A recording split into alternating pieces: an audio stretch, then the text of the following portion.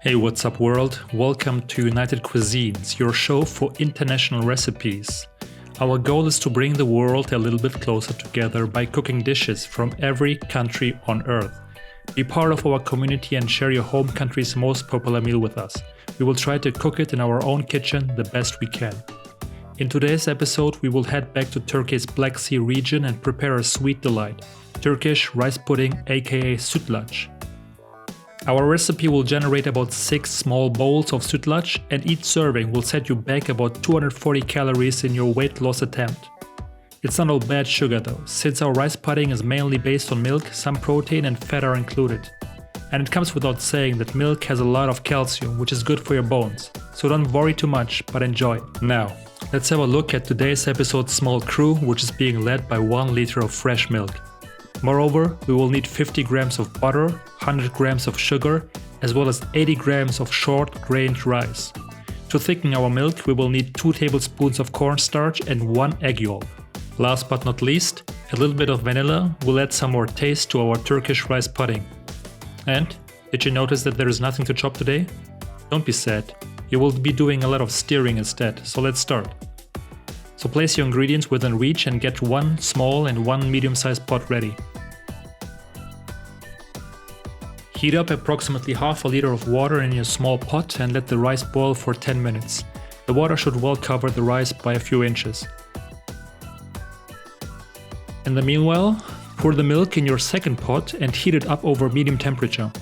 Make sure to stir often and don't let your milk scorch. Once hot, mix in the vanilla as well as the sugar and, yes, keep on stirring.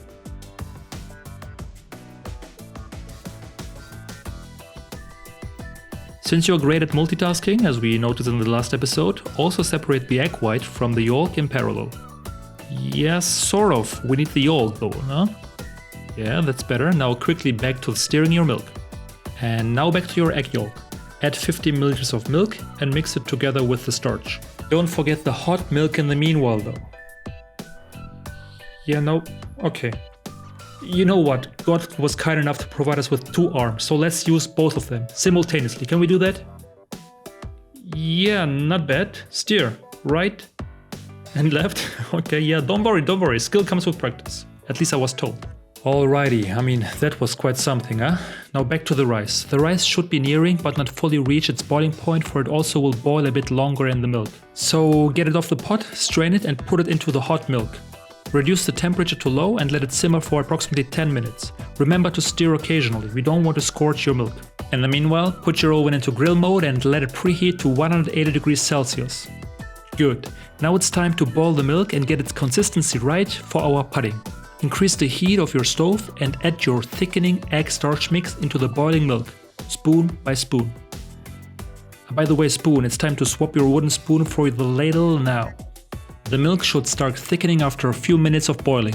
Once the consistency is right, stir in the butter. The butter will add more taste and help our Turkish rice pudding to get a nicer crust when cooking in the oven. Yes, you heard right, we're gonna bake it in the oven, so turn off your stove and get your baking sheet ready. The butter should be fully melted by now. Now get your oven-proof cups out and evenly spread them over the baking sheet.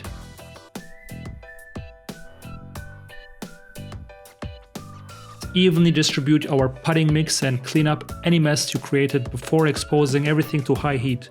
Preferably use forms that are at least 3 centimeters in height. We obviously didn't have enough of those, so we had to use 2 of our flat creme brulee cups. Also pour in some cold water on the baking sheet, which should cover our forms half in height.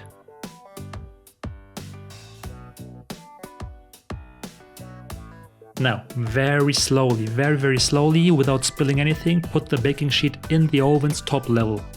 Monitor the process and be aware that not all pudding's tops will be burned evenly.